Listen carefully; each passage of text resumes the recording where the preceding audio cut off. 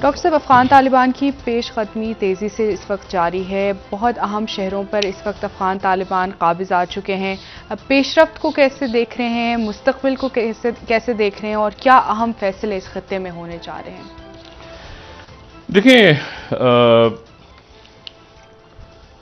एक बंद गली में तकरीबन तमाम मुल्क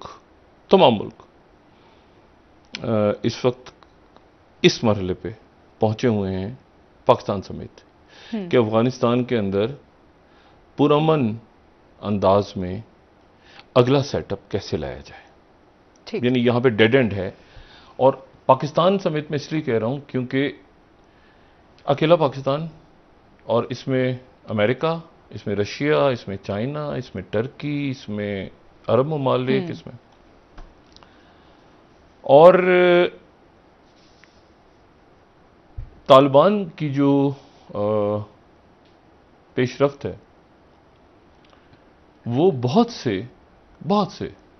लोगों के लिए ताज्जुब का सबब है। उसमें पाकिस्तान भी है जी, उसमें मगरबी ममालिक तो हैं ही, लेकिन तमाम मुल्क। अच्छा, और उसकी वजह यह है कि जो उसके मुतबादिल प्लान था वो नहीं है।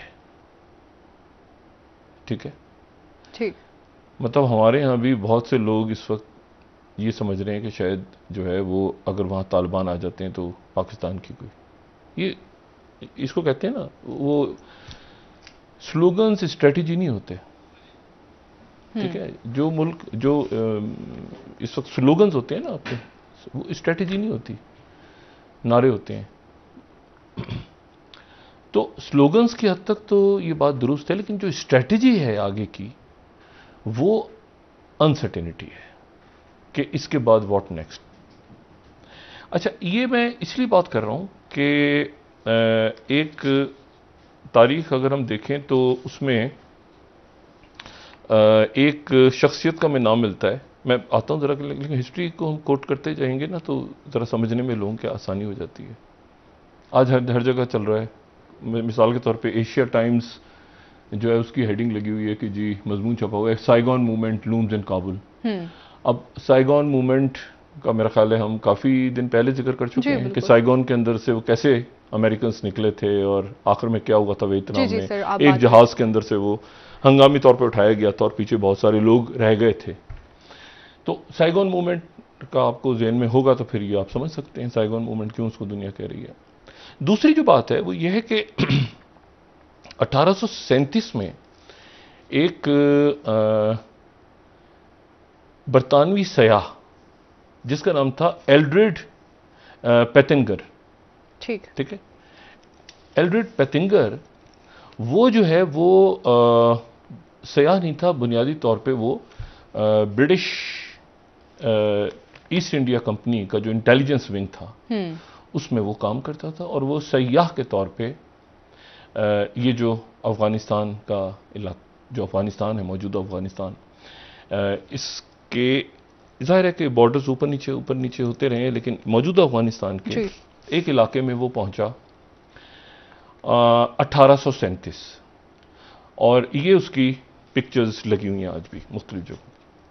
और इसने वहां जाके जो काम किया, उसने अगले 60 साल तक जो ग्रेट गेम चल रहा था बरतानिया का हिंदुस्तान में और रशिया, बरतानिया और रशिया के दरमियान, वो अगले 60 साल तक उसकी जो नुक्ता नजर था, उसकी जो स्ट्रेटेजी थी, उसने काम किया बरतानिया के लिए। सही। और वो जिस जगह पहुंचा था उसका नाम था हेरात में। ठीक है, और हेरात में वो पहुंचा और हेरात में कुछ ही अरसे पहले वहां से जो पर्शियन, उस वक्त जाहिर पर्शिया कहते थे, ईरान तो बाद में नाम रखा, ये जो रजा शाह जिनका जिक्र हुआ है ईरान तो उनके दौर में रखा गया, लेकिन हम भी ईरान ही कहते हैं उसको। चलें जी, ईरान ने कुछ ही अर्सा पहले अपनी वहां से वो पीछे हटे थे और बेशुमार जंगें हो चुकी थी उस वक्त की ईरानी सल्तनत और उज़्बेक्स के दरमियान, उज़्बेक हेरात के लिए। तो ये जब बंदा वहां पहुंचा तो इसने, ये ज़ाहिर है ब्रिटिश स्पाई था, इसकी बड़ी ट्रेजिक स्टोरी है कि बाद में इसकी डेथ किस तरह, उसको छोड़ दें। लेकिन हुआ ये कि इसने वहां से फिर कलकत्ता, क्योंकि उस वक्त जो गवर्नर जनरल, सॉरी जो वाइसराय थे, वाइसराय जो थे वो कलकत्ता में थे, और जो ब्रिटिश फॉरेन सेक्रेटरी वो ज़ाहिर लंदन में थे। तो उनको बताना बड़ा मुश्किल था कि यहां इस जगह की अहमियत क्या है, क्योंकि उस बंदे ने कहा, प्लान ये किया इन्होंने अपने साथियों के साथ कि जो बरतानवी फौज की जो आउटपोस्ट है, जो दिल्ली से जब फिरोजपुर, ये जो फिरोजपुर का इलाका है, यहां पर जब आई तो उन्होंने इसको की टू द इंडिया कह दिया। उसका नाम रख दिया कि ये भारत में दाखिले की एक, यानी डोर टू इंडिया या की टू इंडिया, ऐसे करके नाम दे दिया। इसने वहां पर जाके जो है वो ईरान के खिलाफ, जो उस वक्त की ईरान यानी उस वक्त का फारस या जो भी कहें, तो उनके खिलाफ जो बगावत हो रही थी उस पर वहां पर उसने हेल्प किया उस वक्त के पख्तूनों, और उसके नतीजे में उसको वहां पे हीरो ऑफ हेरात का नाम मिला। अच्छा। और उसके नतीजे में फिर उसने जो पॉलिसी उन्होंने बना के कायल कर लिया वाइसराय को भी और ब्रिटिश फॉरेन सेक्रेटरी को भी, कि जी आप जो बरतानिया की जो आउटपोस्ट है वो हेरात में ले जाएं। ठीक है, सही। चौकी यानी मगरिब की साइड पे यहां पे ले जाएं, तो यहां से भी रशिया नहीं आ सकेगा, क्योंकि रशिया ने, इनको खतरा था ना बरतानिया को, रशिया आ जाएगा इधर, और रशिया को खतरा था कि बरतानिया ऊपर, तो ये ग्रेट गेम है। तो दरमियान में जो ये यहां जाके इन्होंने एक जगह बना ली, और जगह जो बनाई तो उसका नाम फिर ये हेरात में, वो उसको सिकंदर आजम का, वहां पे सिकंदर आजम जब वहां से गुजरे हेरात से, तो हेरात में एक किला बना गए। ठीक। वो किला जो है उसको, वो अभी भी शायद मौजूद है, और वो फोर्ट्रेस है और एक बड़ा किला, तो वहां पर उन्होंने अपना गैरिजन बना लिया, और उस गैरिजन ने बड़ा रोल प्ले किया। बाद में खैर वो अफगानिस्तान का हिस्सा बन गया हेरात। वो उससे पहले उसकी एक सेपरेट, उसकी एक अलग से हैसियत उसकी बरतानिया ने हेरात की रखी। अच्छा, अब हेरात, ये मैं बात इसलिए कह रहा हूं कि हेरात का तालिबान के पास जाना, उसकी स्ट्रेटेजिक वैल्यू क्या है?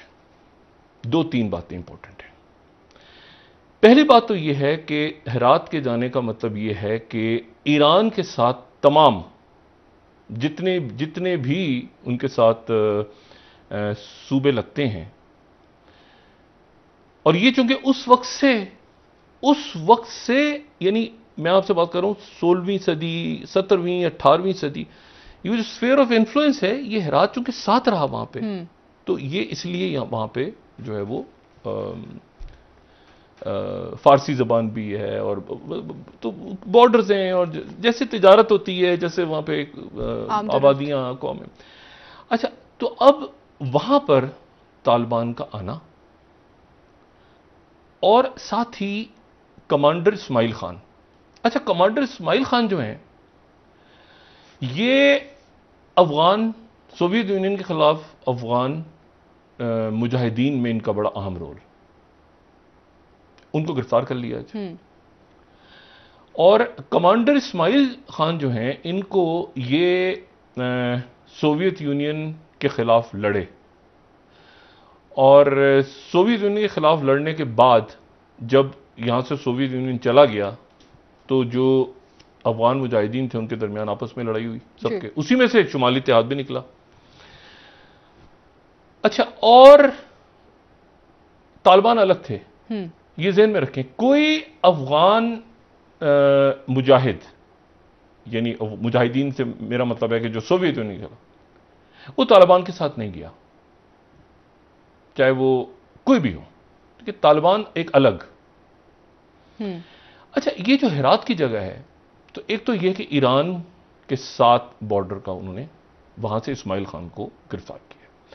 इस्माइल खान जो हैं, ये जब 1995 तक इन्होंने तालिबान के खिलाफ ही लड़े। इन्होंने तालिबान के यानी ये कमांडर थे, तालिबान वहां से आए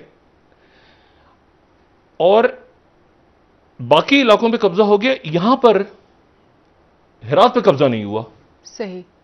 तो यहां पर ये लड़ते रहे और इसीलिए इनको लाइन ऑफ हेरात, शेर हेरात, ये जो भी उनको टाइटल, ये खूब लड़े वहां जम के। लेकिन उसके बाद ये हुआ कि इनको इनकी मुखबरी हुई। अच्छा। और मुखबरी इनको पकड़वाने में सबसे बड़ा जो किरदार था वो था जनाब मोहतरम अब्दुल रशीद दोस्तम का।